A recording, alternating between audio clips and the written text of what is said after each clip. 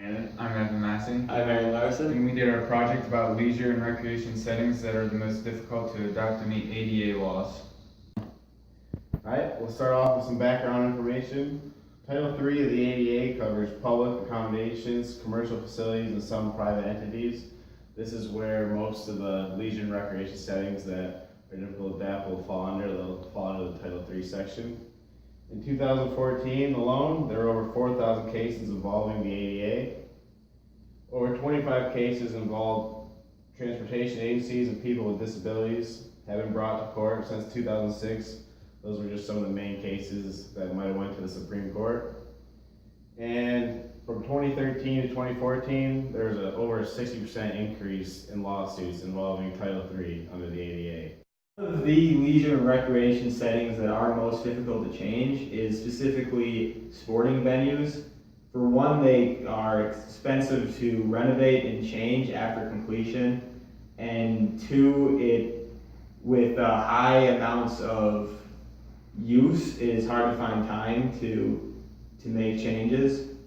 A couple examples of Supreme Court cases that have caused changes in the way that some of these sporting venues have been made include Paralyzed Veterans of America versus Ellerby Beckett, Architects and Engineers, which determines that architects are immune from any liability for venues that are not ADA conforming. Another example would be Paralyzed Veterans of America versus Ellerby Beckett, Architects and Engineering 389, which requires that enhanced sightlines be provided for spectators in wheelchairs. As a result, the MCI Center in Washington, D.C. was forced to change its wheelchair seating.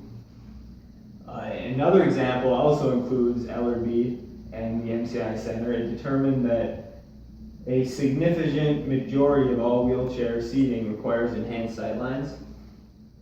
And finally, sporting venues cannot charge more for these enhanced sightline seating because that discriminates against anybody with disabilities. Now to transportation. These facilities can cause some major problems with people with disabilities. Over the past 8 months, Uber has faced 3 different ADA-related court cases in 3 different states. There have been reports that Uber has denied people rides because either they're blind, have a seeing eye dog, or have a wheelchair. People who face this discrimination are really hurt by this, and they feel that it's unfair that they're just being discriminated against just because it may inconvenience the Uber drivers that they have to put the wheelchair in the back of their van.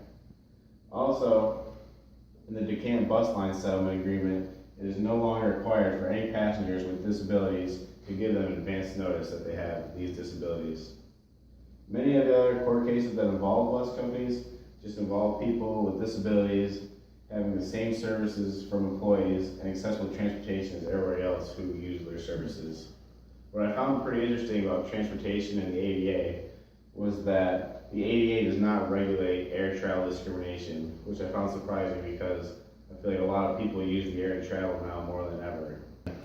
Here are the recommendations we made for recreation settings that are most difficult to adapt to meet ADA laws. First, we could have an agency that makes yearly trips to all the facilities to make sure they're following all Title III guidelines. Second, you could create a yearly fine to each facility that does not meet the ADA Title III regulations.